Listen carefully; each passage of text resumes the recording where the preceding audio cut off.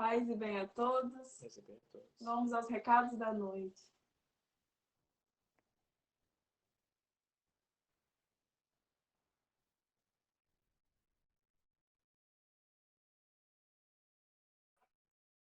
Paz e bem a todos. Sejam todos muito bem-vindos a mais uma corrente do bem do Lar Francisco de Assis. Iniciando agora o mês já de agosto.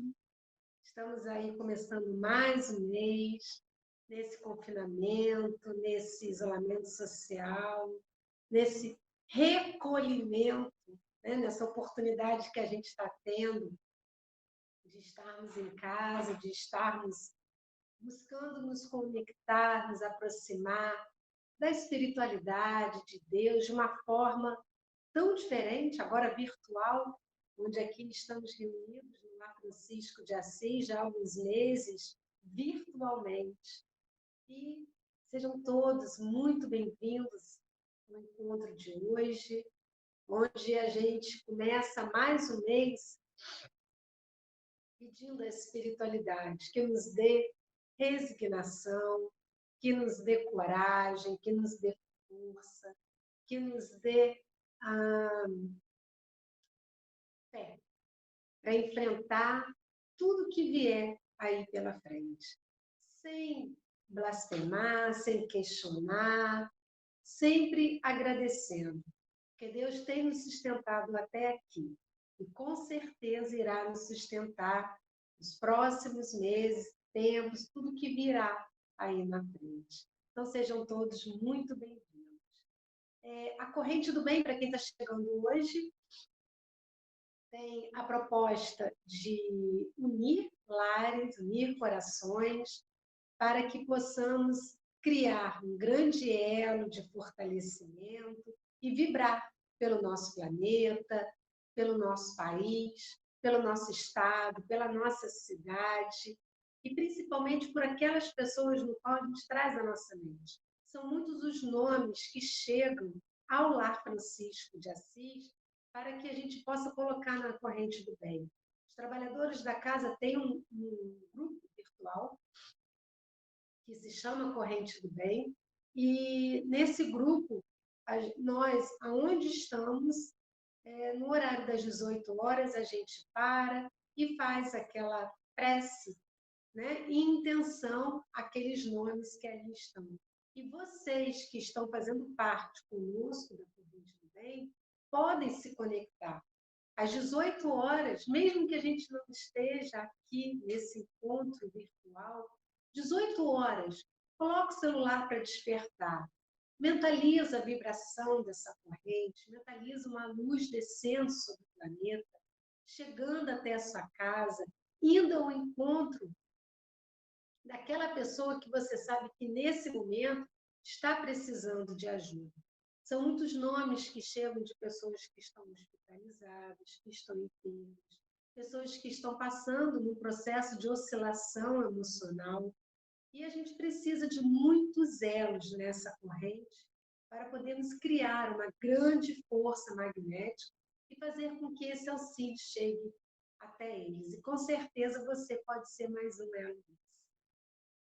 Eu quero começar a corrente do bem hoje, também agradecendo a todos que colaboraram com o retorno do Pão de Francisco, que foi ontem. Ontem nós tivemos lares solidários de trabalhadores que prepararam um delicioso lanche para podermos levarmos para a rua. Foi servido caldo verde, foi servido cachorro-quente, bolo de pote, foi servido cuscuz e levamos também água para eles. E além do alimento físico, nós levamos muita oração, muito amor e, com certeza, um pedacinho de cada um que colaborou, através das vibrações, através da contribuição, para que a gente pudesse retornar esse trabalho. E a gente continua pedindo a ajuda de vocês, porque quando a nossa casa estava aberta, podendo funcionar, nós divulgávamos nos dias de palestra esse trabalho, tinha à disposição o cardápio, e os frequentadores da casa iam ali e colocavam os nomes na lista e levavam para casa nos itens. E nós preparávamos no Lar Francisco e distribuímos. Só que agora a casa fechada não tem como. Então, a forma de você ajudar é dando aquela contribuição para que a gente possa comprar os ingredientes e preparar. E como é que a gente faz isso? Vamos tomar a seguinte consciência. De quanto é a quentinha que você compra durante a semana? Eu tenho certeza que muitos que estão aí ouvindo, nesse período de recolhimento, já parou para comprar uma quentinha, um lanche, uma pizza, um hambúrguer, alguma coisa. Qual foi esse valor? Então, você, nesse momento, você pensa, eu posso abrir mão desse valor para doar pelo menos uma semana, um dia na semana, um dia no mês, para o Lar Francisco de Assis. Continuar esse trabalho, levando esse alimento àqueles que estão em condições menos favoráveis que a minha. Porque nós somos muitos, eu não sei nem quantos estão aqui nos assistindo e quantos irão assistir depois. Se cada um que estiver aqui assistindo, um dia no mês, abrir mão desse valor, doar para a nossa casa, para o Pão de Francisco, a gente vai conseguir manter toda semana esse trabalho na rua. E ontem, o grupo que estava na entrega, eles foram tomados de muita emoção. Porque o Pão de Francisco não é só levar o alimento.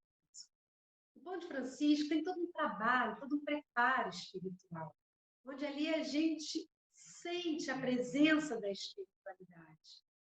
E a gente leva também a presença do Cristo aos nossos irmãos que estão ali. E a gente pergunta como está, a gente leva uma palavra fraterna. Não podemos abraçar, não podemos tocar, mas a gente pode levar aquele acolhimento espiritual. E sempre fazemos uma oração. A gente não obriga a oração, mas muitos pedem. E teve um registro muito especial, que Vitor estava fazendo a entrega a um irmão que estava embaixo da ponte. E quando Vitor entregou o alimento para ele, e começou a fazer a prece, esse homem chorou muito, chorou como criança. E aí eu pergunto, o que será que aconteceu naquele momento? Será que foi porque ele recebeu nas mãos dele aquela refeição? Ou foi aquele abraço fraterno, aquele acolhimento, que ele não sabe explicar, mas que ele sentiu na essência da sua alma? Então, seja você uma ferramenta para que esse alimento espiritual possa continuar chegando junto com o alimento físico toda semana nas ruas aqui de nossa cidade. E você pode entrar em contato pelo WhatsApp da nossa casa, eu vou pedir a equipe de divulgação para colocar. Você pode depositar direto na conta da casa. Eu vou pedir a equipe da divulgação também para colocar aí. Mas nos ajude a manter esse trabalho. E hoje, meu querido amigo, salvador da minha pátria, meu anjo da guarda, Zé Cláudio, está aqui hoje mais uma vez conosco na Corrente do Bem. Zé, muito obrigada pela sua presença. Ontem nós conversávamos e eu falei, você vai ganhar muitos bônus horas, você sabe o porquê disso, por estar aqui. E hoje, Zé trouxe para a gente essa reflexão. Jesus é o caminho? Vamos pensar, vamos refletir durante essa Corrente do Bem com Zé Cláudio. Jesus é realmente o caminho? Vamos então fazer a nossa prece para a gente poder passar para Zé Cláudio a palavra, para a gente poder refletir esse tema que ele trouxe para a gente hoje.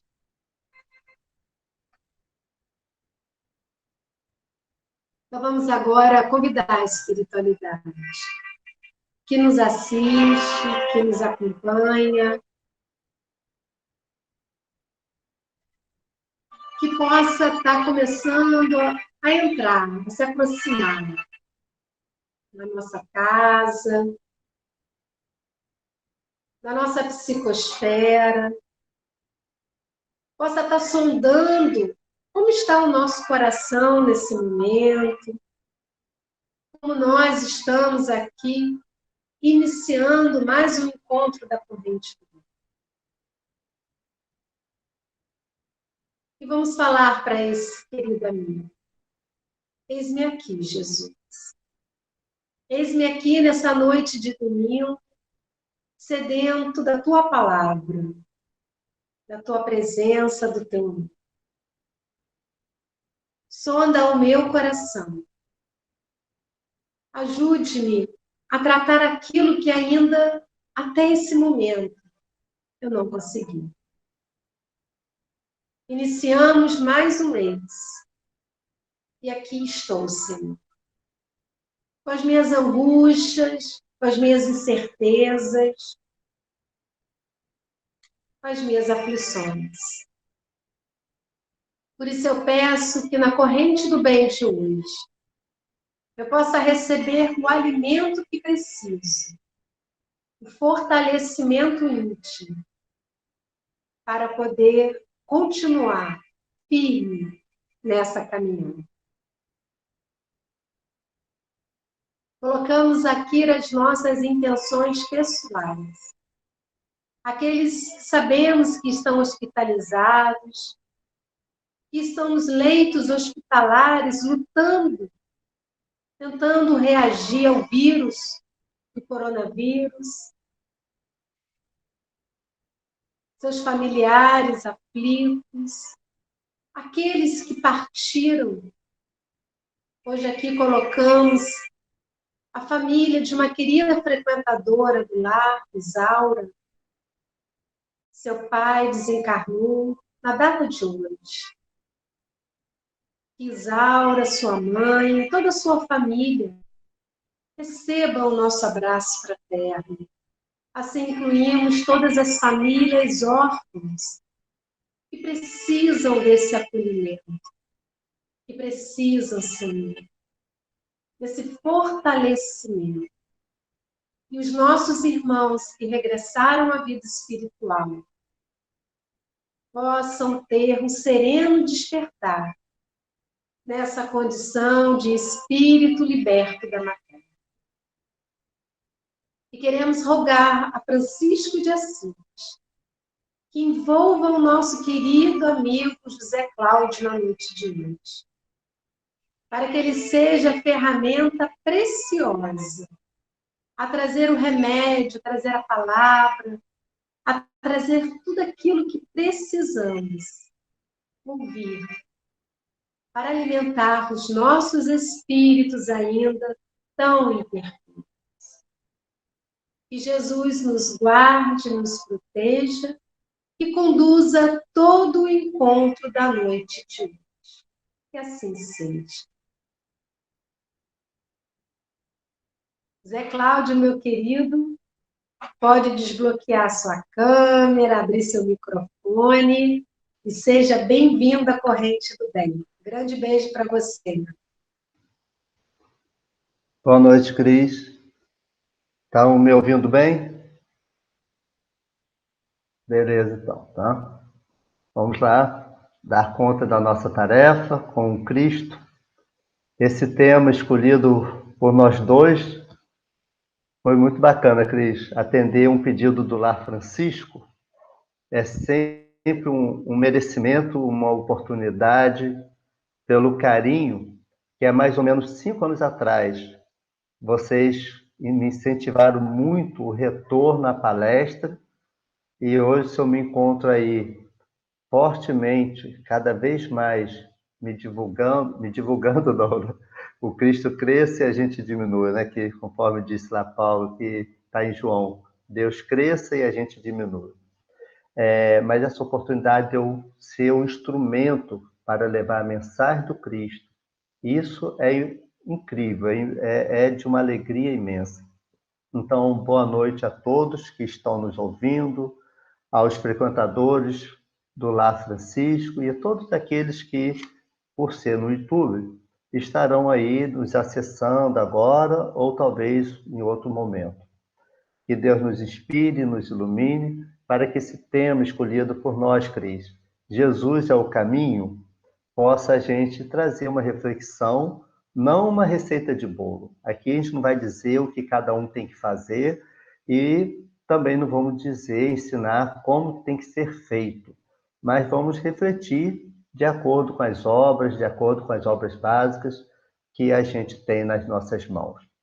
Que a gente possa, então, a gente possa se esvaziar um pouco, porque muitas vezes a gente vai assistir alguma coisa, mas a gente vai com tanto peso, com tanta coisa na cabeça. Quantas vezes a gente está assistindo um filme, uma palestra, alguma atividade, uma música, mas a gente muitas vezes não se esvazia para aquele momento. Ali a gente está com todas as preocupações, com todas as nossas dúvidas, nossos medos. Muitas vezes a gente está ali, mas não está inteiro. Muitas vezes a gente está fazendo prece, mas no meio da prece a gente está pensando nas contas a pagar, a gente está pensando nas nossas dificuldades, nas nossas coisas que tem que fazer, e poucas vezes a gente se esvazia verdadeiramente para nos preenchermos do Cristo, este Cristo tão imenso, mas que caberia dentro de todos nós se a gente realmente o desejasse ardentemente. É preciso que a gente busque nesse Cristo o nosso direcionamento para a nossa caminhada. Pedimos a Deus, então, que nos inspire e que a gente possa ir refletindo. Eu gostaria de trazer uma reflexão sobre uma alegoria muito conhecida de quase todos, né, de muitos, que é o mito da caverna. Esse mito da caverna foi trazido por Sócrates, né? Sócrates e Platão, tão conhecido. Na verdade, Platão é discípulo de Sócrates, né? E aí Sócrates que trouxe essa alegoria, mas foi o Platão que, na verdade, acabou trazendo essa fala do Sócrates para nós. E aí o Sócrates vai explicando que existia uma caverna, que assim é conhecido como o mito da caverna, existe uma caverna, onde por algum motivo existia um grupo de pessoas que viviam ali dentro, que já tinham nascido ali dentro e viviam acorrentados.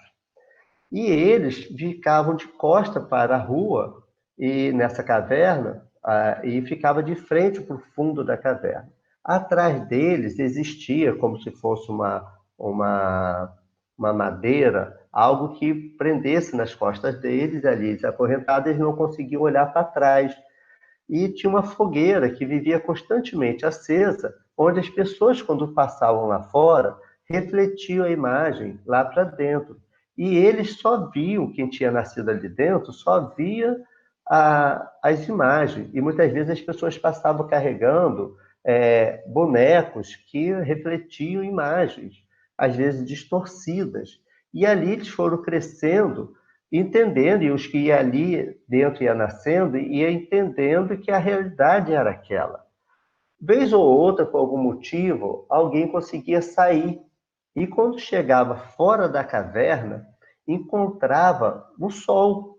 E é acostumado àquele ambiente sem luz, escuro, onde algumas vezes passava alguma imagem, aquele fogo lá fora da fogueira, iluminava mais ou menos, de acordo com como estava a altura, né, daquela fogueira. Eles ficam praticamente, a princípio, cegos diante de tanta luz, até ir se acostumando com aquela claridade lá fora e começar a perceber que aquelas imagens que eles percebiam parecendo, diante de tanto tempo, a realidade da vida deles, imagens distorcidas, imagens estranhas, imagens que passando rápido, como eram bonecos que às vezes passavam descarregando, e imagem muito estranha, muito distorcida. E começa a vislumbrar lá fora, quando se acostuma com aquela luz, que existia coisas maravilhosas, coisas bonitas, que existia natureza, existiam animais, pássaros, lagos, né? E assim, alguns sentiam muita vontade de voltar e avisar lá dentro da caverna seus amigos o que eles tinham descoberto. E o que Sócrates conta para nós, né? E através do Platão. Sócrates conta lá que quando eles tentavam adentrar a caverna e avisar que o mundo lá fora era totalmente diferente, uma boa parte não aceitava. Chegava a chamar eles de loucos. Às vezes, conforme conta o mito da caverna, conta que eles chegavam a ser agredidos, porque eles não aceitavam tamanha inverdade, porque eles estavam acostumados a um ambiente inóspito, um ambiente no sentido difícil, um ambiente ali sem nada, sem muita claridade, sem nenhuma claridade. E com isso, muitas vezes desistiram de continuar alertando.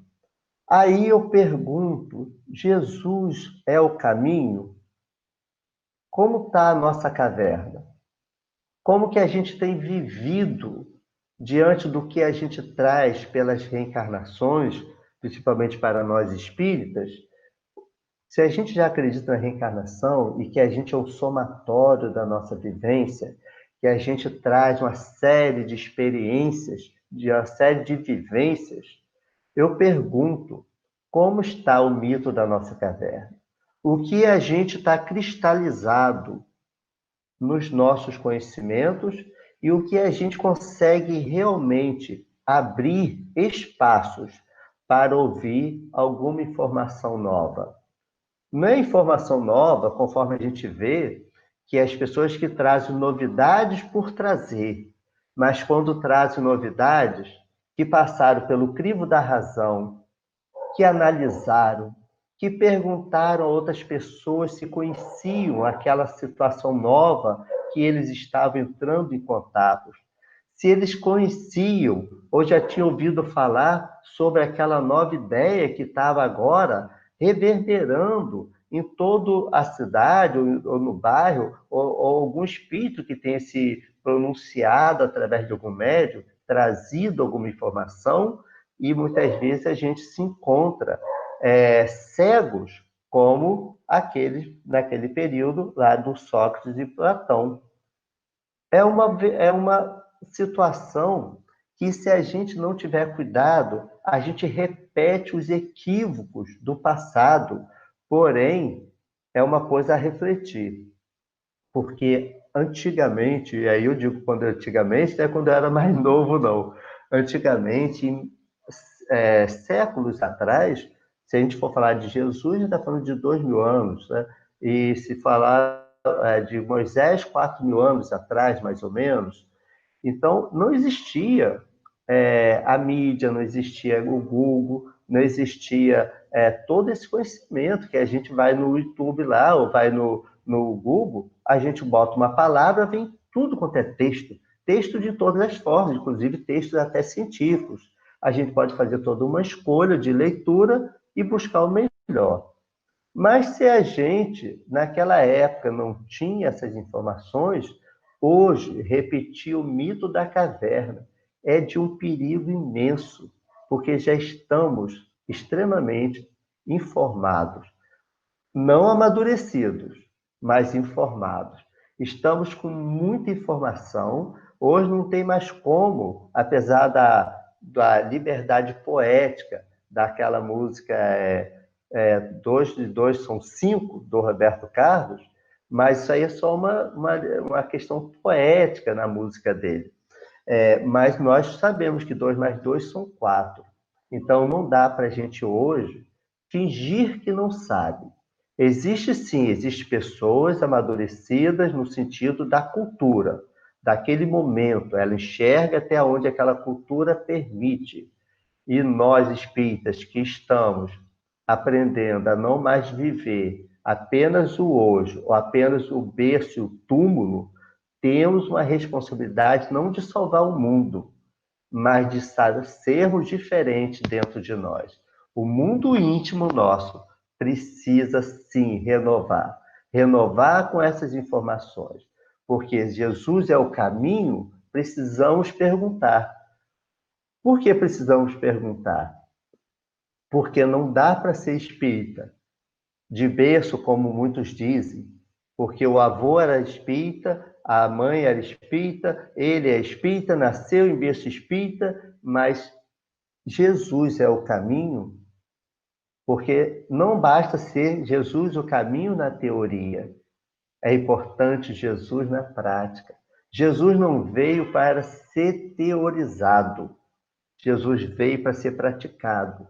Nós o praticamos já, mas eu acho, ou penso, que a gente pratica o Cristo quando dói, quando adoece, quando a questão financeira fica difícil, quando o problema avoluma. Aí a gente ora, a gente vai na casa espírita, a gente fica mais humilde, a gente fala manso. Quando a tempestade passa, a gente esquece Jesus é o caminho, a gente esquece. E a gente volta a ser o que a gente é.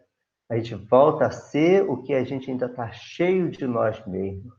Cheio de culturas do passado, precisando florescer. Florescer no sentido de criar atitudes em que o nosso olhar toque o outro na esperança, gerando sorriso, para que aquela pessoa que a Cris disse para quem estava no início, que ao se sentir envolvido, abraçado, chorava copiosamente.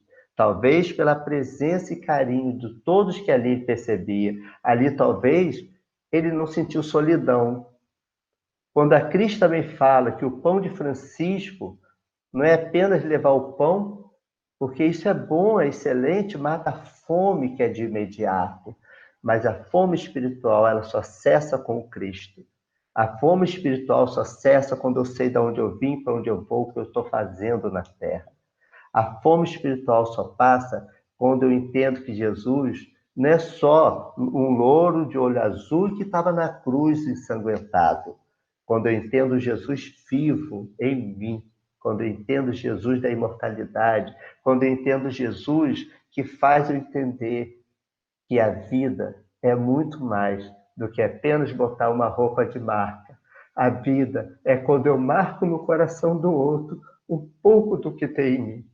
Ah, isso é vida, isso é alegria, isso é emoção. Isso é a gente lembrar que a gente é centelha divina, filho desse Pai amado, esse Criador que nos deu tudo e que a gente perde nas nossas fobias, nos nossos medos, porque o egoísmo, que infelizmente ainda está dentro de nós, faz com que a gente acumule tanta coisa que quando a vida nos ceifar, nada disso a gente leva. Mas se o coração marcado pelo sorriso que deixamos, o que levamos, isso a gente carrega e alivia a alma. A gente retorna para a verdadeira vida mais feliz, mais tranquilo, mais espiritualizado. A gente não volta tão vazio de nós mesmos, porque a pior coisa é a gente estar com uma vida tão cheia de atividade, cheia de prazeres, cheia de coisas, a casa lotada de móveis, garagem às vezes com 2, 3 carros, porém a alma extremamente ressequida. A gente vê tanta gente com posses que são gente boas, que faz o bem, que pratica o Cristo, mas a gente também vê muita gente com dinheiro que não sabe utilizar o bem que recebeu, que vive abarrotado, a conta bancária feliz, mas uma alma entristecida e vazia, porque não sabe nem por que nasceram. Isso é muito triste, isso é muito difícil. Mas por que muitos vivem assim? Porque, na verdade, na questão, se eu não me engano, 909, eu adoro citar essa questão, quando pergunta se a gente consegue vencer nossas más paixões, os espíritos falam que sim, e que o que falta na gente é boa vontade. E quão poucos de nós se esforçam para isso. Olha como, se a gente está no mundo de prova e expiação, se a gente está vivendo esse momento pandêmico com dificuldade, se a gente não sabe viver uma harmonia diante de uma doença, se falta na gente a esperança para aliviar tantas dores, porque, como diz Chico, o remédio tem uma importância enorme, mas a fé é o que nos ajuda a curar, junto com o remédio. É importante o médico, mas é importante a fé.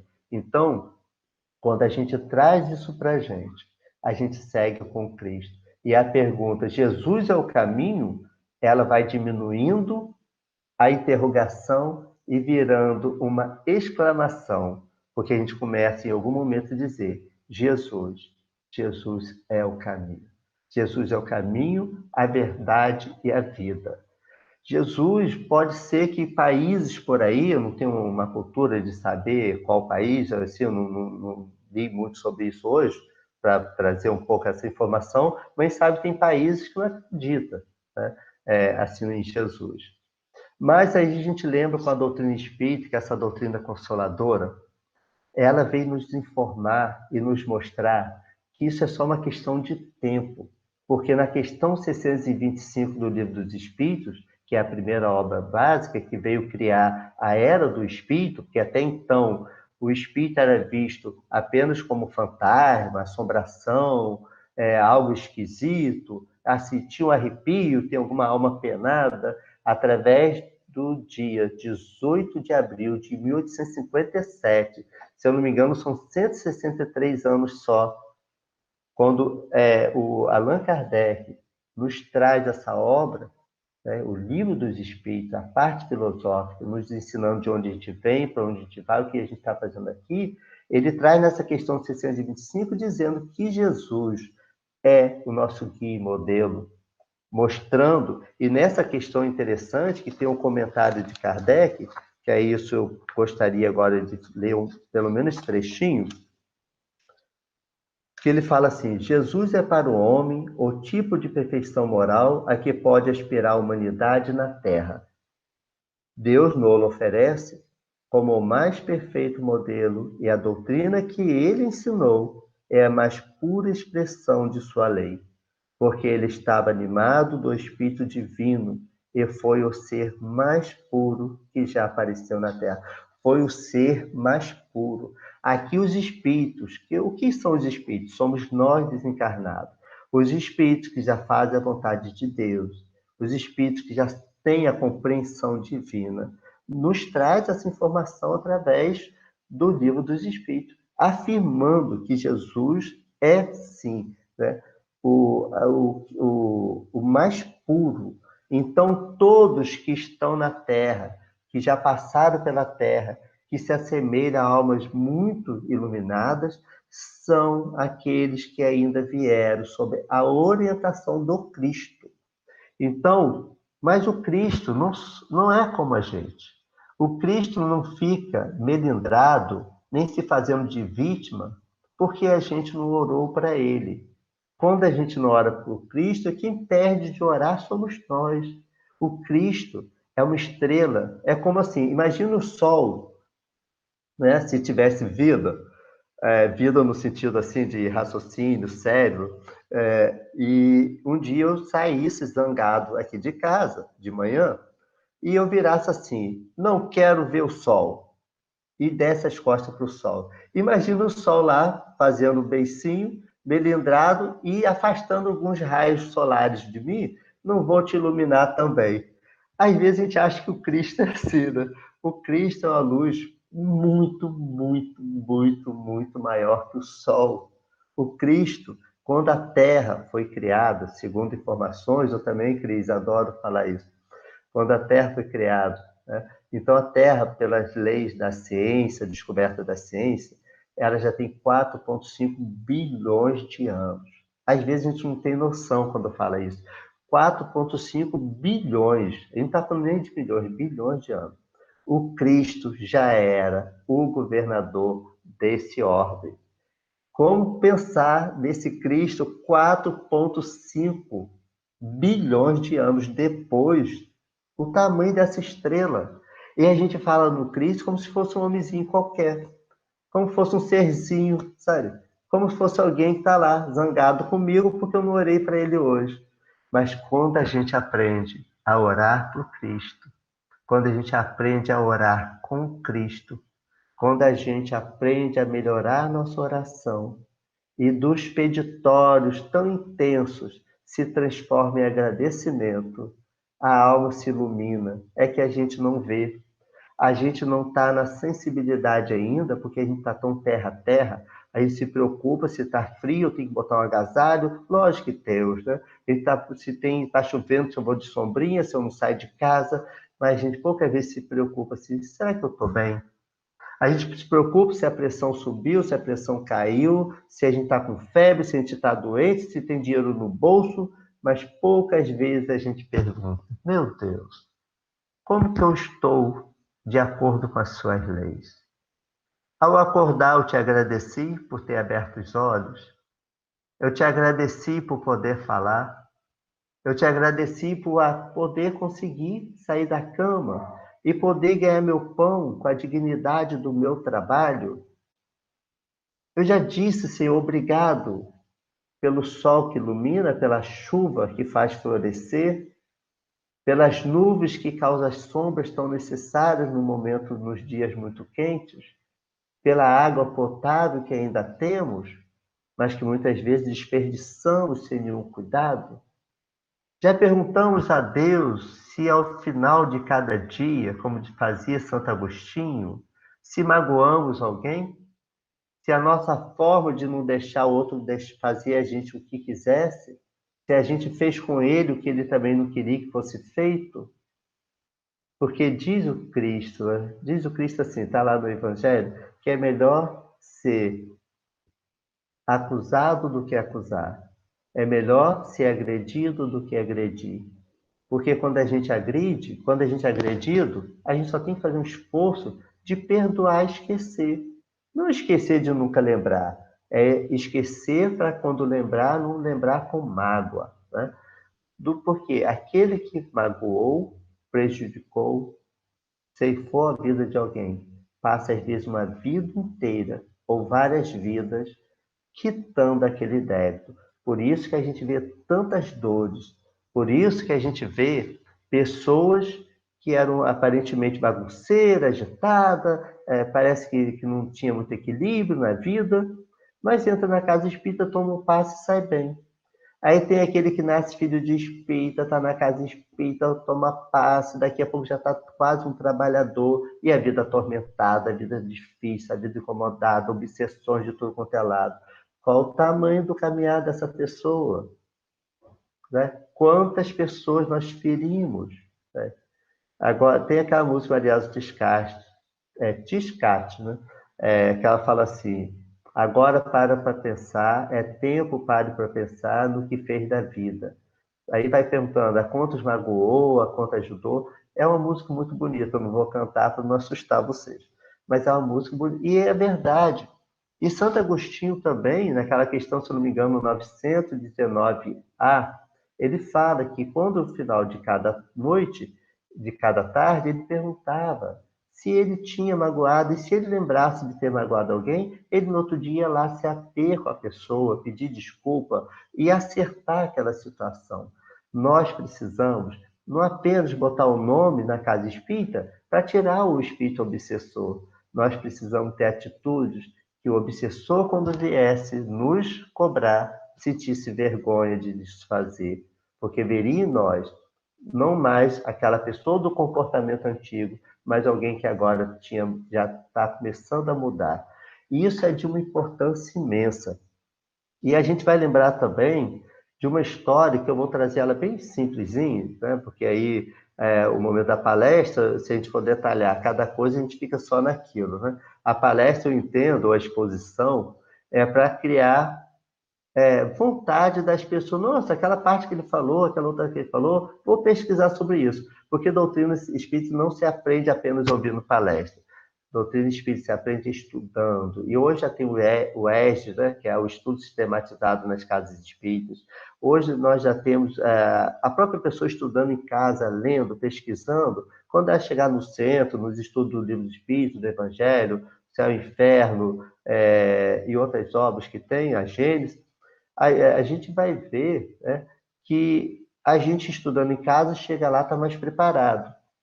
E isso vai aliviando. Então, quando a gente também vê aquela situação, Marta e Maria manda recado para Jesus, que ele estava em outra cidade, e dizendo que Lázaro estava morto. Jesus comenta que ele, nessa questão, está em João capítulo 11. Isso mesmo, João capítulo 11.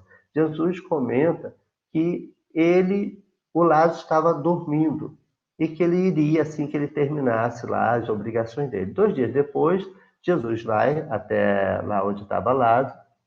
Ele já estava lá, conforme era a situação da época, que enrolava as pessoas, deixava, e Lázaro, por estar já 4 dias naquele estado, segundo a irmã dele morto, já estava se cheirando muito mal. E aí Jesus chega lá, olha e pede para que Lázaro se levante. E Lázaro levantou e realmente, por quê? Porque a gente vai ver uma coisa muito interessante. Olha como a doutrina espírita, ela é o consolador prometido. Na questão 423, isso, 423, olha o que Kardec pergunta, já preocupado com essas questões. Na letargia, o espírito pode separar-se inteiramente do corpo, de maneira a dar a este todas as aparências da morte e voltar a ele em seguida? Aí os espíritos respondem a Kardec. Na letargia, isso há 163 anos atrás, minha gente. Na letargia, o corpo não está morto, pois há funções que continuam a realizar-se. A vitalidade se encontra em estado latente, como na crisálida, mas não se extingue. Ora, o espírito está ligado ao corpo enquanto ele vive, uma vez rompidos os laços pela morte real e pela desagregação dos órgãos. A separação é completa e o espírito não volta mais.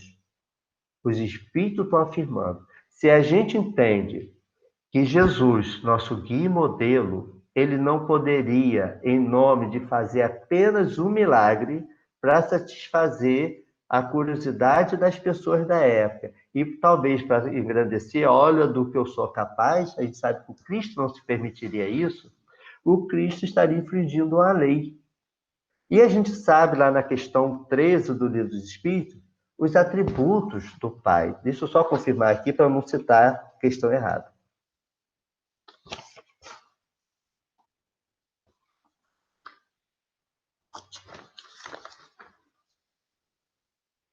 Isso, é na questão 13. Os atributos. Deus é eterno, imutável, material, é único, é todo-poderoso, é soberanamente justo e bom. Então, Deus está na sua perfeição, que a gente não consegue nem mensurar. A gente não tem ideia. Mas no item 10, quando fala dos atributos da divindade, Kardec pergunta também aos espíritos: o homem pode compreender a natureza íntima de Deus? Aí os espíritos respondem: não. Falta-lhe para tanto um sentido. Quando a gente vai observando essas questões, a gente começa a entender que a gente ainda vive sim, como aquele momento ainda do mito da caverna. Até onde a gente enxerga, até onde para nós a compreensão está tão amadurecida. Por isso, quando Jesus fala para a gente ter cuidado com os falsos profetas, cuidado com os espíritos enganadores, né, que muitos viriam o nome dele, aí a gente fica acreditando em tudo. A gente fica aceitando tudo em nome de salvar, de se curar, em nome, sabe? Quando a gente esquece que tem uma questão tão bonita também, quando a gente vê lá em Marcos, no versículo 25 a 34, quando a mulher que sofria 12 anos de uma hemorragia, e ela já tinha feito de tudo quanto é médico, e nada melhorava. Um dia ela ouvindo falar de Jesus, né? Jesus é o caminho? Volta a perguntar, Jesus é o caminho? Ou a gente já fala, Jesus é o caminho, com exclamação.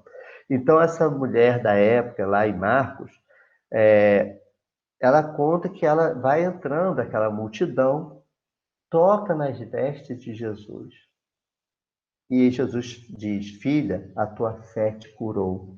Porque antes de Jesus dizer, ela ao tocar as vestes de Jesus, ela se percebeu aliviada, curada, ela viu que o corpo dela já reagia diferente. E o Cristo vira para ela e fala: filha, olha que carinho do Cristo, né? Filha. Enquanto ela, na época, por ser hemorrágica, o preconceito bania essas pessoas, né? O preconceito era como se fossem pessoas imundas, sujas, pessoas, sabe, não eram de Deus. Então ele fala: filha, a tua fé te curou, vai-te em paz e fica livre de teu mal. Por que a gente não está se curando? Se a fé cura, se a fé ilumina, se a fé é capaz de fazer conforme diz o Cristo, passe aquele monte daqui para lá e ele passaria. Lógico que a gente sabe que o Cristo não se refere ao monte físico, ao Monte Everest. Jesus se refere ao monte, o monte das nossas incapacidades, né?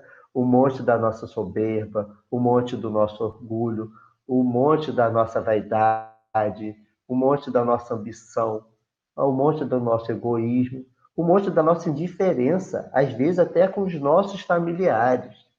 Quantas vezes a gente vive dentro de uma casa, chora porque alguém desencarnou, no outro dia já está rindo, brincando, não porque já tem maturidade para saber que apenas devolveu aquele ente a Deus. Né? Porque se quando nasce a gente sorri, quando a gente desencarna, os que aguardam do outro lado estão sorrindo também. Só que a gente ainda não tem. A gente vive como o mito da caverna, sofridos, enganados. A gente mente para a gente mesmo, a gente tem medo de entrar e está lá no Evangelho: conhecereis a verdade, ela vos libertará. Como não buscar esse entendimento? Como não buscar esse Cristo? Como não ter a certeza que Jesus é o caminho, a verdade e a vida? Jesus, essa grande estrela, que deixando só o Sermão do Monte já serviria, como disse Gandhi, para iluminar toda essa humanidade. Aí a gente entra na casa espírita, começa a ler umas perguntas do Livro dos Espíritos, ao invés da gente aprender, a gente começa só a questionar. O questionar é bacana, é legal. O questionar faz parte. Quando Cristo também diz lá: não acrediteis em todos os espíritos, verifica se eles provêm de Deus, está lá no Evangelho, que são os falsos profetas. Ele está mandando a gente questionar. No Livro dos Médiuns, Kardec também coloca que é melhor rejeitar 10 verdades a aceitar uma mentira. Mas quando eu falo, quando o questionar, aquele questionar, como vão dizer que eu comece assim: para mim o Sol não existe. Para mim o Sol é uma ilusão. Eu acho que a Terra não é quadrada, não é redonda, não. Eu tenho minhas dúvidas. Eu nunca dei a volta ao mundo. Eu acho que inventaram. Eu acho que às vezes a gente começa a ler o Livro dos Espíritos assim. Que pergunta é essa? Sabe por quê? Porque às vezes nos falta até mesmo respeito à cultura. Lógico, uma coisa escrita há 163 anos atrás não é que ela está desatualizada. Ela está apenas com algumas falas, algumas palavras daquela época. Porém, se a gente não pegar o pé da letra, a gente vai ver que a essência do Livro dos Espíritos continua consolando, sim. Continua consolando quem é humilde de coração. Não consola orgulhosos. Não consola os letrados da lei. Porque os letrados da lei só querem falar bonito, né? Sem nenhuma crítica azeda a quem é letrado. Eu estou falando dos letrados soberbos, letrados egoístas, os letrados que humilham aqueles que não sabem falar direito. Então, é preciso que a gente entenda isso, que essas obras básicas não foi trazido por qualquer espíritozinho, foi trazido por espíritos extremamente evoluídos, amadurecidos, que já fazem a vontade do Pai. Se a gente entender isso, a gente vai melhorar a nossa crítica, a gente vai melhorar o nosso argumento, a gente vai questionar sim, mas a gente vai questionar com sabedoria. A gente vai questionar para aprender com a doutrina. Não é para questionar a doutrina e reescrever o Livro dos Espíritos. Isso seria de um abuso imenso da nossa parte. A gente não sabe nem direito que nasceu, a gente questiona a morte, a gente sequer sabe da importância da mediunidade. A gente vê a quantidade de espíritas falando: eu ser médium, larga isso, quero não, eu tenho pânico. Pânico. Eu fico imaginando quando eu desencarnar, chegar perto de um médium e falar assim: tem uma assombração perto de mim, estou me arrepiando. Eu vou me incomodar com isso. Vou falar assim: médium, meu filho, você fica para lá que eu vou buscar outro. Fica aí com sua ignorância, eu vou buscar um médium que já tenha amadurecido, que eu não sou um fantasma. Isso é coisa de 4.000 anos atrás. Mas agora, há 163 anos do Livro dos Espíritos, ter medo de espíritos já passa a ser quase... É como se eu tivesse medo de bactéria. Eu nunca vi alguém sair na rua, a gente pode ter até medo do coronavírus, que é uma outra situação, né? Mas eu não vejo ninguém assim, se eu ver um coronavírus, eu saio correndo, né? Porque a gente não enxerga, e essas bactérias estão por aí, esses vírus estão por aí. Então, os espíritos estão por aí, não são bactérias, são irmãos nossos, são filhos de Deus. São espíritos que voltam muitas vezes para nos dizer: olha, existe vida, muda a sua enquanto é tempo, porque senão a gente se assemelha ao mito da caverna, que é aquele que foi lá fora, conseguiu se adequar à luz, enxergar a maravilha que tinha lá fora e voltar para nos avisar, e eram agredidos, chamados de loucos. Não é isso que a gente está fazendo hoje? Basta alguém falar em espírito, espiritismo, reencarnação, são loucos, coisas do demônio. Agora, estranho não é outros falarem isso. Estranho é nós, espíritas, nos comportarmos com essa mesma possibilidade de entendimento. Está nos faltando, então, conhecer a verdade para a gente se libertar. É preciso haver muito, muito amor no nosso coração. É preciso a gente entender o Cristo, essa estrela maior, essa estrela que é sim, Jesus é o nosso caminho. Sem sombras de dúvida. Jesus é o caminho de todo esse planeta, independente da cultura de cada país. Um dia, todos na reencarnação entenderão que o Cristo é, conforme a questão 625, guia e modelo da humanidade. Jesus não é guia e modelo dos espíritas. Jesus não é guia e modelo só dos religiosos. Jesus é guia e modelo de todos. Por isso Jesus afirma: eu vim para os doentes, eu vim para os que precisam, porque Jesus vai estar justamente com aqueles que precisam. Agora, tem muita gente que não acredita em Jesus. Tem muita gente que não acredita em Deus, mas age como se acreditar.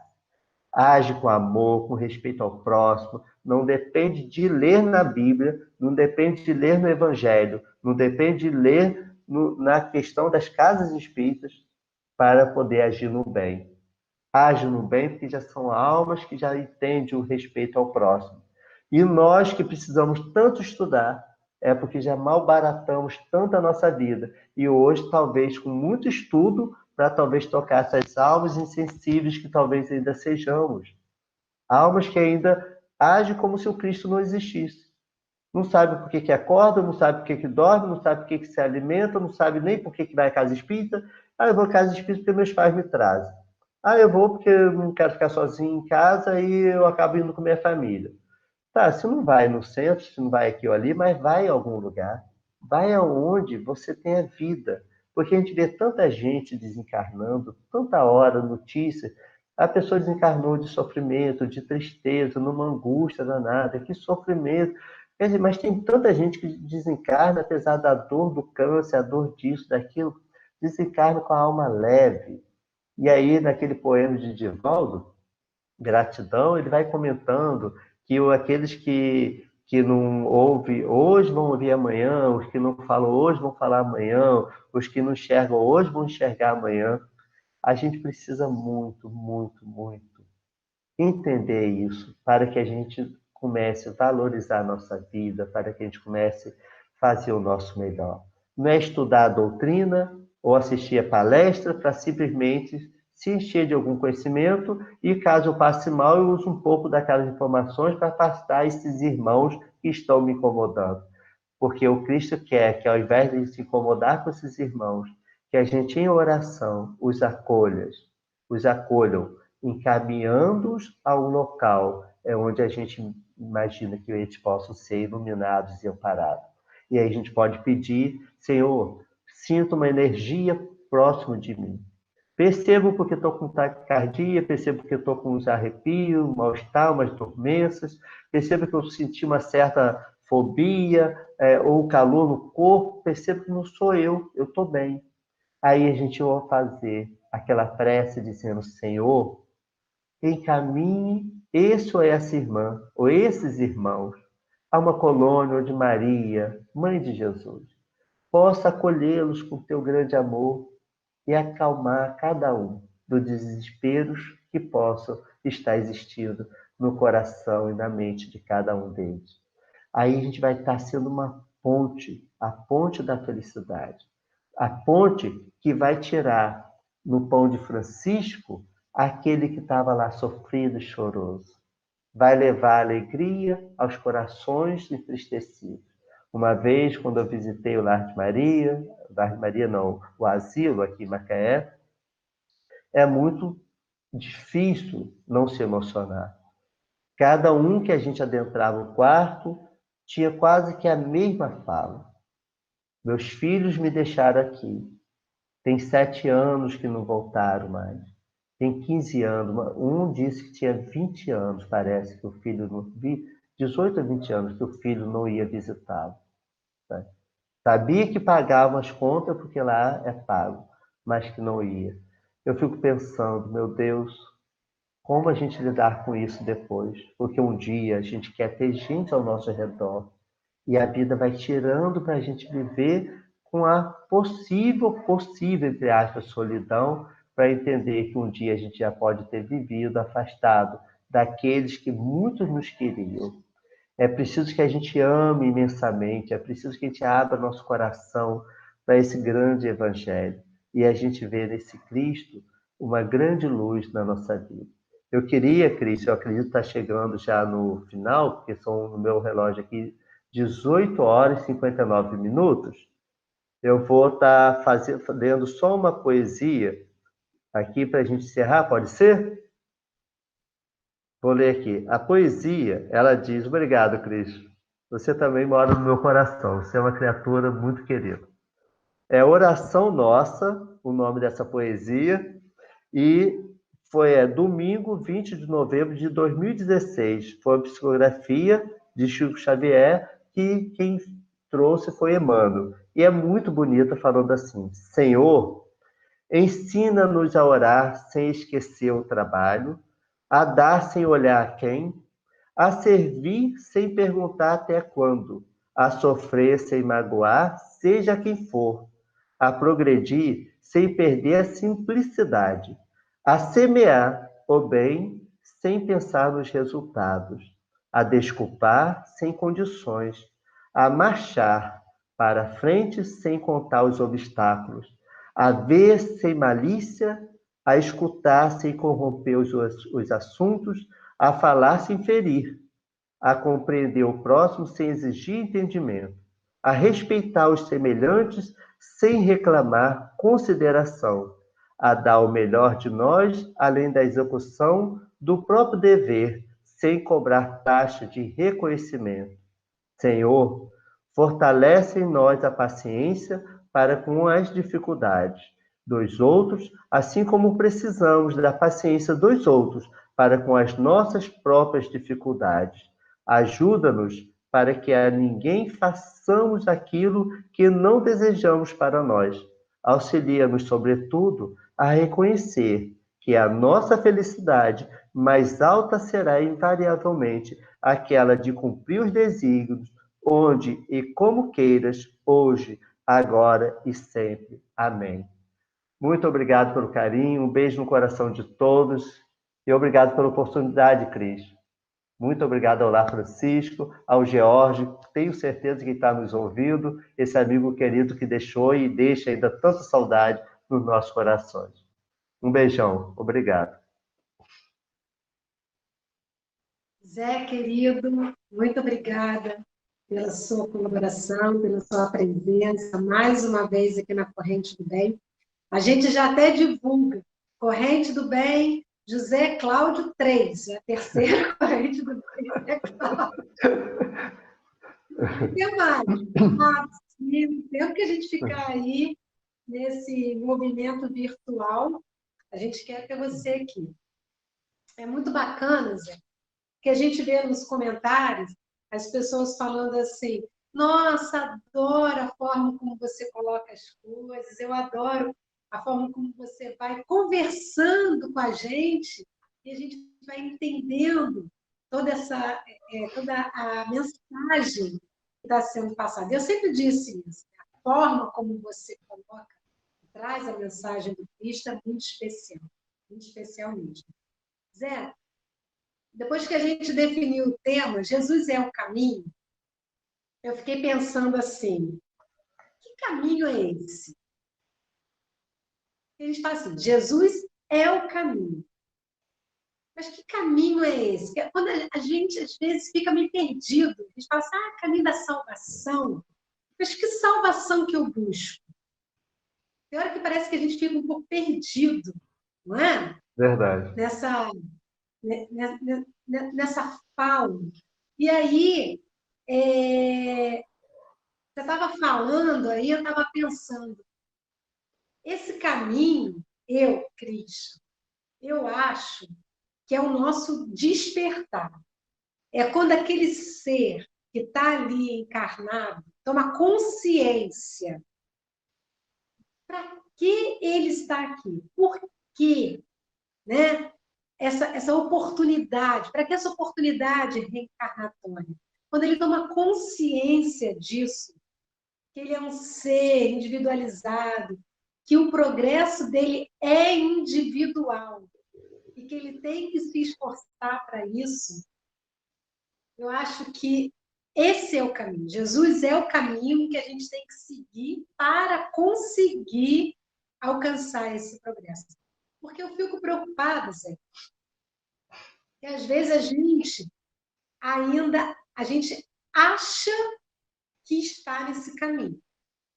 E a gente frequenta a casa espírita, né? Eu vou lá uma vez por semana, eu dou passe, eu distribuo, estou lá no Pão de Francisco, eu fico picando cebola toda semana, ou eu vou distribuir lá a quentinha, ou eu fico lá na recepção dando paz e bem, boa noite. Então, eu acho que eu já estou nesse caminho. Mas aí a gente descobre que a gente ainda é aquele cristão que Jesus falava, sepulcro caiado por fora, mas vazio por dentro. Não é nem podre, é vazio. Né? E aí é vazio por quê? Nós somos ainda egoístas, nós somos ainda inconstantes. Hoje eu tenho fé. Não, hoje eu não tenho fé. Hoje eu duvido. Cadê Deus? Deus me abandonou. Né? Não é possível, o mundo está contra mim. Quando acontece alguma coisa, parece que eu sou a vítima do mundo. Né? Parece que eu sou o alvo, está todo mundo virado para mim. Então, assim, cadê então? Eu não estava nesse caminho? Então, cadê aquela bússola que a gente tanto, né, busca? Eu hoje passei a manhã pensando nisso. Gente, será que eu estou nesse caminho? Será que eu não estou? Será que eu estou fingindo que estou? Sabe? Eu fiquei refletindo muito nisso. Quantas vezes eu ainda me vejo como esse sepulcro caiado por fora? Eu falei, gente, eu quero pelo menos ter alguma coisinha brotando à minha volta aqui. Eu não quero passar em vão, né, nessa existência. Você está como, Zé? Sepulcro? Já está brotando aí alguma coisa? Não, eu estou um sepulcro tentando brotar alguma coisa. Cris, e você está corretíssimo no que você falou, sabe por quê? Eu também penso a mesma coisa. Não é esse caminho externo que a gente imagina. Esse caminho é quando ele começa a partir de nós, estradas, abrindo estrada, e a gente começa a caminhar pelo nosso esforço. Não tem lá, ajuda a ter que o céu te ajudará, quer dizer, ajuda a ter. Então, faça a sua parte, tome iniciativa. Quando a gente começa a entender Jesus como caminho, a verdade e a vida, não é seguir um modelo externo, é quando a gente traz para dentro de nós isso. E aí, no livro Parábolas e Ensinos de Jesus, ele fala, olha só o trecho que você foi falando, eu vim logo para esse trecho. Olha o que a Ibaixútia fala nesse trecho aqui. Todos os que tiverem fé e com fé buscarem vencer as dificuldades, triunfarão porque o amor coopera com a fé para abater barreiras, destruir domínios, aniquilar empecilhos e suprimir dificuldades. Aí quando você foi falando, eu falei assim, Cris leu esse texto Ela deve ter lido esse texto, porque é esse caminho, é quando a gente melhora dentro de nós. Jesus disse lá também, está lá no Evangelho, não é o que entra pela boca do homem que o macula, mas o que sai. Então, quando a gente começa a sair de nós virtudes, a gente abre esse caminho, a gente começa a caminhar com Cristo, porque o Cristo não está longe nos aguardando, o Cristo está ao nosso lado. A gente que não percebe, sabe? Cristo está aqui ajudando a todos. Só que é igual o André Luiz, né? Eu gosto também de lembrar disso. André Luiz, enquanto ele quis ficar sozinho na lamentação, ele ficou lá. À medida que um dia ele cansou e deu um grito de liberdade no sentido de orar, pedir ajuda, a mãe apareceu. Ele, meu filho, eu estou aqui há tanto tempo, só que você não me via. Mais ou menos assim, não. Eu estou falando um pouco minhas palavras. Será que a gente o tempo inteiro não está assim? Hoje da guarda ajudando, os espíritos protetores, os que organizaram a nossa vida, a gente está aí não enxergando ninguém porque está de forma melindrosa, zangado. Aí a gente vira o que você falou, esses sepulcros, não de uma forma pessimista, mas também assim, não é porque eu faço uma palestra, nossa, Zé Cláudio deve ser muito iluminado. Eu sou sim iluminado, mas no nome, José Cláudio Machado da Luz. Então, no nome eu tenho luz. Agora, eu preciso que essa luz venha para a alma. Ela, por enquanto, está só no nome. E aí eu estou trabalhando para Jesus para ver se eu me melhoro. A minha luzinha é mais fraca do que o pisca-pisca de Natal do Xing Ling. Essa é boa. Pois é, tem umas perguntas aqui. Posso passar para você? Cris, eu sempre tenho receio de pergunta, mas assim, eu vou me sentir muito à vontade. Se eu não souber responder e você souber, eu passo para você e você fica à vontade. Eu também não tenho esse orgulho, não, sabe? Não vou inventar, não vou mentir. Se eu não souber responder, eu vou falar, Cris, ó, não sei, tá? Mas ficamos à vontade, sim. A gente está em casa, a gente Isso, pensa junto. é isso aí. Então vamos lá. Primeira pergunta que fizer. Sobre o mito da caverna. Por que ainda voltamos constantemente para dentro da caverna, mesmo quando já estamos soltos? Ainda estamos cegos?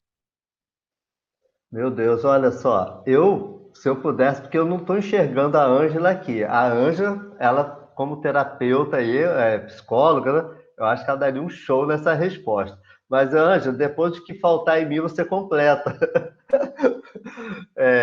Eu acho que a gente volta assim, não é porque a gente é só imaturo, não. É justamente porque a gente é imaturo, sim. Mas não é um imaturo ruim, sabe? Lógico que seria estranho eu, aos meus 61 anos, só engatinhasse. Eu poderia ter alguma deformidade, ou eu poderia estar com algum problema para viver assim. Hoje já posso andar em pé. Porém, tem coisas que eu não consigo fazer, né? Apesar de eu já saber andar igual adulto. Por quê? Porque a gente pode ter maturidade para algumas coisas, mas às vezes a maturidade está ainda longe. A gente tem informação, mas a gente não tem maturidade. Por isso que a gente está espírita há 40 anos, mas às vezes a gente pouco conhece da doutrina. Então a gente volta para esse mito da caverna, porque na verdade a gente não tem clareza ainda, e eu acredito, conforme eu falei a questão 909 dos espíritos, porque nos falta boa vontade, esforço, pesquisar mais, ler mais.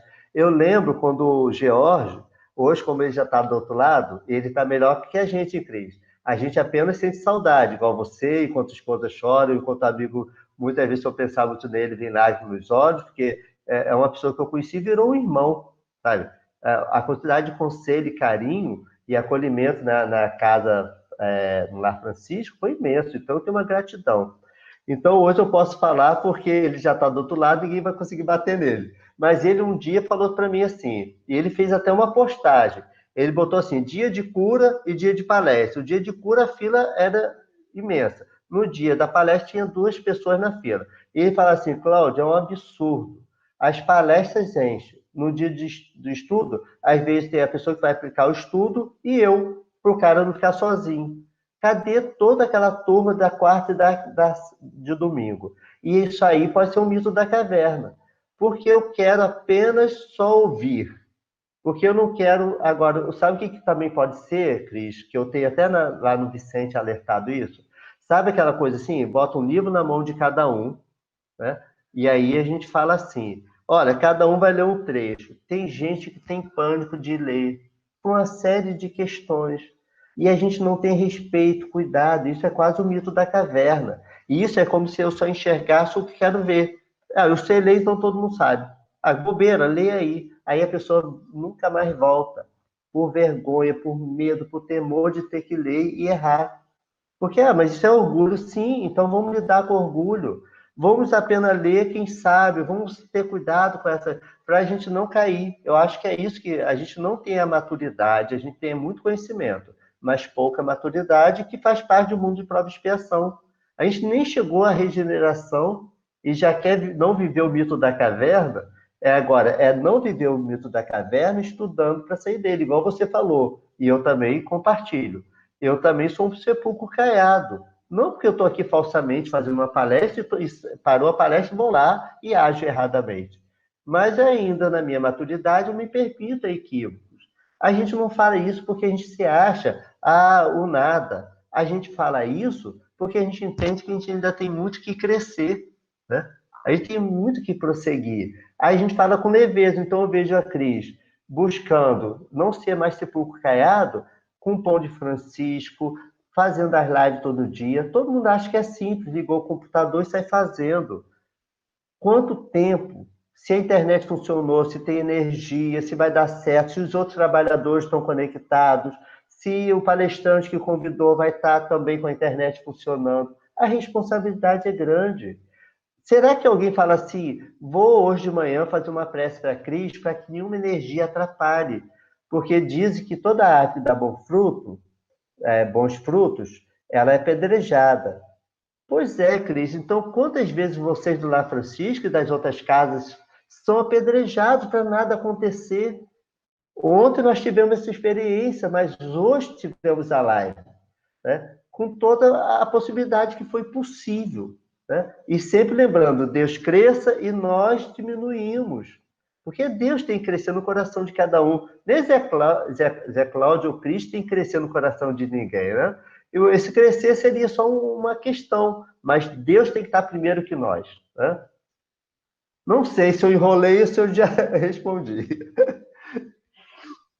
Zé, eu acho que a gente volta muito também para dentro da caverna quando a gente vê que tem que ter aquela lei do esforço, sabe?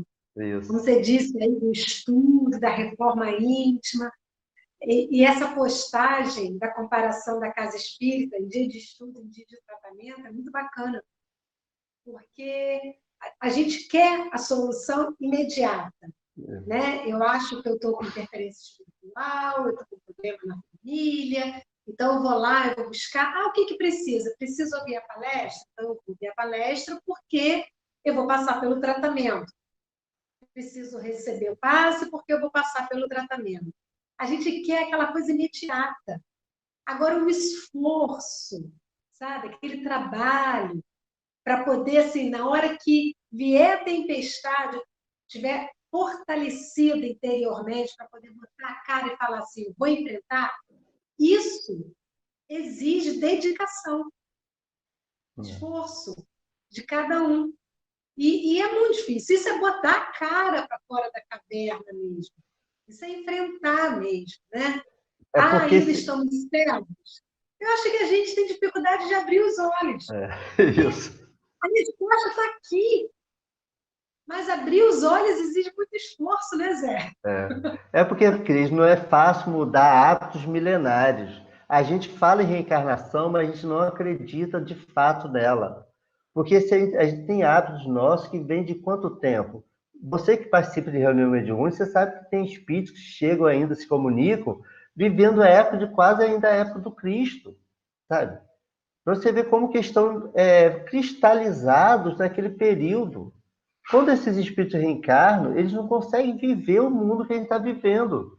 São pessoas que vivem, não conseguem se conectar, não conseguem viver, porque estão atrelados a uma cultura que já passou há centenas de anos, sabe? Há milênios. Então, assim, os livros mesmo falam que não é fácil mudar hábitos milenares. Agora, precisa de um esforço muito grande, conforme você comentou. Vamos lá para a próxima? Vamos. A Débora pergunta assim: sendo criados todos simples e ignorantes, e ao mesmo tempo cada um com características tão singulares, já somos criados inclinados a certas escolhas? Ou seja, a gente é inclinado a errar? Olha, a errar, eu acredito que nunca, que Deus não criaria essa possibilidade. Quando a gente fala simples e ignorante, até teve uma época que assim que eu entrei na doutrina, eu interpretava um pouco equivocado isso aí. Depois fui entendendo que o simples é no sentido da simplicidade que o Deus criaria, né? Deus não criaria ninguém de forma suntuosa, criaria com a simplicidade. Ignorante não é ignorante nesse jeito pejorativo que a gente entende hoje, é ignorante no sentido de falta de conhecimento, que o tempo nas reencarnações a gente vai adquirindo conhecimento para sair dessa ignorância de nada saber. Agora, inclinado para o mal, tenho certeza que não, mas porque Deus não criaria a gente já fadado ao erro, né? Eu sempre também cito minhas duas filhas. É como se eu tenho duas filhas, né? Eu e minha esposa. E aí vão dizer que eu, assim, essa eu vou fazer assim, mas essa aqui eu quero que erre. Deus não criaria de jeito nenhum essa possibilidade. O erro é porque Deus nos dá o livre-arbítrio, porque se a gente também não passasse pelos equívocos, como que a gente saberia dizer não quando precisasse? Porque às vezes a gente acha fácil, Cris, mas quando a gente lembra que mesmo com um espírito do tamanho do Cristo, passar pela cruz e ainda na cruz, ter força para dizer, Pai, perdoa-lhes, eles não sabem o que fazem. E isso é simplicidade. E isso é entender o verdadeiro sentido do amor para que ele não, sem nenhum melindre, não ficasse assim, já que me crucificou, fica aí sofrendo, né? Então a gente costuma, às vezes, de uma forma mais simples, falar, já falei duas vezes, a terceira eu não falo, isso é orgulho. Quantas vezes a gente perde a oportunidade por agir assim? Então, lógico que ela tem razão. A gente foi criado simples e ignorante, sim, mas não fadados a equivocar. É o livre-arbítrio que vai nos permitindo e Deus não nos castiga. Isso é bonito. Existe a lei de causa e efeito, as leis divinas, que se eu jogo, que é a lei física também. Se eu jogo uma bola na parede, é ação. A reação, o retorno. Isso é física. Então, a lei de Deus, se eu malbarato a vida malbarata, porque está na lei de Deus esse retorno, né? Então, a gente vai aprendendo que não vale a pena plantar espinho querendo colher tomate, né? Com certeza. Vamos para a última pergunta aqui.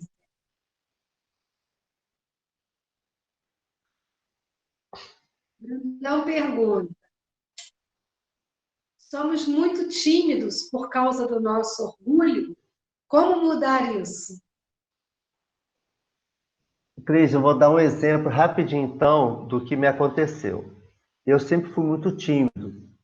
E quando eu entrei na doutrina e comecei rapidamente, eles me convocando para fazer estudo na mocidade, e depois começaram a querer me ensaiar em palestra, me chamando, porque eu estudava muito e eles gostavam das minhas reflexões, e eu sentia um pânico enorme, eu não aceitava, e quando aceitava eu gaguejava muito, sabe? E eu não sou gago, mas eu ia falar Allan Kardec, falar Allan Kardec, a língua grudava no céu da boca. Aquilo é um tormento, eu sentia mal-estar, sentia vontade de ir ao banheiro, sabe? E aí, um dia eu tive a oportunidade, no Grupo Espírita Pedro, um médium idôneo, capacitado, uma vez, ele foi conversando, fazendo um atendimento fraterno comigo, como eu já participava de reunião de desobsessão, já estava espírita há bastante tempo, já tinha participado de reunião mediúnica também, inclusive na época com o seu Pierre, que era já foi um dos presidentes lá do Grupo Pedro. E aí o médium virou para mim e falou assim, Cláudio, eu sou vidente audiente, e tem um espírito que a gente não vai permitir a comunicação, mas ele quer te informar. Ele está com muita raiva, ele quer te dizer umas coisas. Eu não vou deixar a comunicação acontecer, mas eu vou transmitir para você o que ele está falando. Aí foi me dizendo assim, você E ela não sabia, Cris. Ela não sabia nada, porque eu frequento o Vicente, sabe? A essa médica eu nem sabia quem era, tanto é que eu nem lembro mais o nome dela, mas eu sei que ela é uma pessoa trabalhadora, dedicadíssima lá, sei que era muito respeitada. E não era a Regina da Casa do Caminho, não. Regina é uma outra situação que em outra palestra posso comentar também. Aí, ela virou para mim e falou assim: você não está conseguindo falar, não é porque você é humilde e tem vergonha de ir lá para frente, não. Você tem um pânico dos seus erros do passado. Você errou tanto na sua fala que você está com tanto medo de se equivocar de novo que você está numa falsa timidez. Mas é esse irmão aqui do lado que está fazendo você sofrer isso, como se trouxesse quase o seu passado presente. Aí hoje eu me vejo, eu acabo falando muito nas minhas palestras sobre Jesus. E muitas vezes eu me pergunto, por que eu não procuro tema? Mas quando eu vou ver, sabe, é muito porque eu devo ter enfiado o pé na jaca, eu devo ter falado mal de Jesus. E hoje eu tenho que trazer Jesus, sabe? Não é para os outros, é para mim. Quando eu falo, eu estou trazendo para mim. Então, para mim, isso é orgulho, sim. É o meu orgulho do que eu já fui vaidoso, malbaratando a vida, e hoje eu preciso ressignificar a vida, trazendo Cristo nesse caminho dentro de mim. Zé, você fala da sua timidez, mas eu também sou muito tímida. Engraçado, não parece. Mas eu sou muito tímida. Então, assim, a gente vai perdendo a timidez pela necessidade. Então, Isso. quando inauguramos o Lar Francisco, e precisava ter alguém ali na frente para poder falar, e Jorge falava assim, vai você, vai você, vai você. E aí, no início, né, eu pegava o microfone, e aí eu ficava, falei, ai, Senhor, e vamos embora, vamos embora. Aí eu brinco, eu falo assim, gente, a minha vantagem é que, por causa da minha baixa acuidade visual, eu não vejo ninguém na minha frente. Então, eu consigo ver, eu vou falando, falando, como se não tivesse ninguém. Aí dá menos insegurança. Mas a nossa timidez é, às vezes, de falar até que somos espíritas, de levantar essa bandeira, né? Isso. Que somos espíritas, e de pregar o evangelho aonde a gente estiver. Né? Eu acho que a gente tem que deixar esse orgulhozinho de lado, porque ontem nós estávamos lá negando Cristo. Isso. Eu não tenho dúvida disso. Eu estava lá no meio da multidão gritando Barrabás, Barrabás! Eu não tenho dúvida. Eu gritei. E hoje a gente é tímido para falar, eu sou espírita, frequentar casa, e vamos pregar o evangelho mesmo, vamos dar o testemunho da nossa fé. Isso. Aonde estivermos. Nós temos essa dificuldade, não é? Isso Então, mesmo. a gente tem que, acho que vencer realmente, deixar e falar o que eu quero. Eu vou negar? Está fazendo bem para mim? Está me transformando? Agora, isso não é impor ao outro, Isso. né? Não criticando religiões, né? Mas a gente não vai impor a doutrina espírita. A gente vai dar testemunho daquilo que a gente vive, né? A gente vai falar, olha, tem muita gente que fala assim, nossa, fulano mudou tanto. O que aconteceu? Né? Então, a gente pode falar, eu encontrei o caminho. Isso. Né? Eu fui para o caminho. Eu estou me vendo nesse caminho. E aí, dá esse testemunho de fé. A Carol, sexta-feira, ela usou uma frase que me marcou muito. Quando a gente fala assim, você está indo para a casa espírita, o que você está indo fazer lá? Eu estou indo consolar corações. Né? Eu vou ao encontro do Consolador. Então, assim, olha que bonito. Eu estou indo. Você vai para o Pão de Francisco, eu estou indo levar aquele alimento, aquele abraço, para quem é ignorado, para quem é esquecido, para quem nunca foi visto. Não é? Verdade. E talvez ontem éramos nós, os mendigos, ali a ficar nos estendendo a mão. E quem sabe, quando desencarnarmos, não será esse assistido do Conde Francisco que vai estar lá numa condição melhor que a gente a nos receber. Porque talvez ele já esteja no caminho. Talvez não em condição material, mas aqui dentro. Sim, sim. Sabe? Verdade. E a gente não. Caiados por fora, voltando para a caverna, cegos, não conseguindo ver isso. Verdade. Duas considerações finais para a gente poder encerrar aqui a corrente do bem. Olha, Cris, primeiro agradecer ao Lar Francisco pelo carinho, por sempre acreditar em mim. Agradecer a todos que estão nos assistindo, que irão assistir depois, porque fica gravado. E agradecer, acima de tudo, a Deus a oportunidade, agradecer a Deus por tudo que a gente tem recebido, a Jesus por ser essa grande estrela, incansavelmente, sem desistir de nós. Agradecer por cada dia e que a gente possa continuar, com todo o esforço da nossa parte, a levar o Cristo no coração dos que precisam. E eu deixo um beijo no coração de todos, agradecido aí a oportunidade aí que eu recebo, porque na verdade quando eu faço a palestra, eu fui aprendendo que quem ganha sou eu.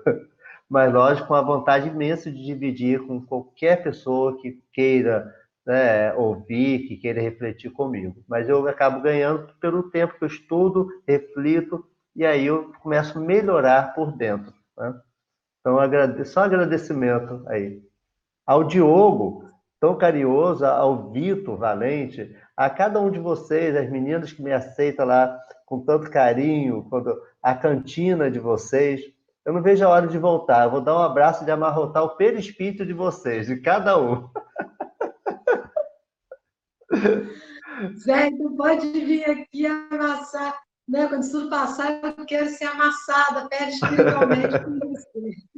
Querido, Um beijo. Gratidão. Até a próxima. Até a próxima. Tchau, gente. Abração.